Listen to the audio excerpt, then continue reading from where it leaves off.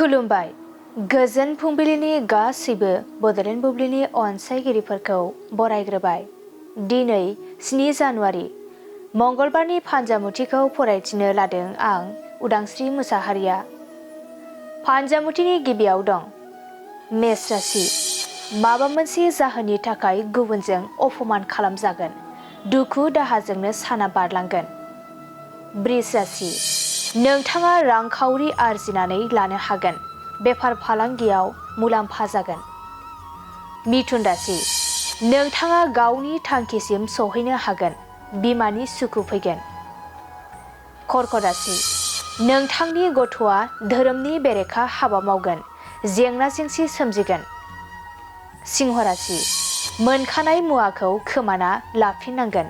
गोसोआ दुखु मोनगोन। कन्या राशि। गोसोआव साननाय बादि खामानि मावनो हागोन। गोजोन खुसिजोंनो साना बारलांगोन। तुला राशि। गोजान जायगायाव दावबायनो खाबु मोनगोन। गोसोआ रंजाखांगोन। वृश्चिक राशि। नोंथांनि फिसाया गाज्रि लामाजों आगान सुरगोन। फिसाखौ लानानै जिंगासिनांगोन। धनु राशि। नोंथांनि बिबाना गोजौ फारसे जौगालांगोन। खामानिफोरा बांनायनिफ्राय बांलांगोन। मकर राशि।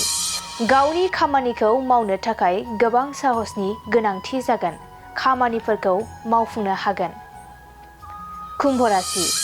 न'खराव धोन दौलत जोबस्रांलांगोन। असान्थियैनो साना बारलांगोन। मीन राशि।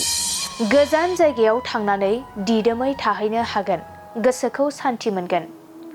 दिनै सानसेनि राशि फरायथिनायाबो एसेनोसै।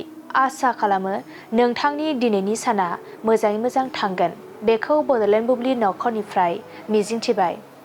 गोजोन्थों।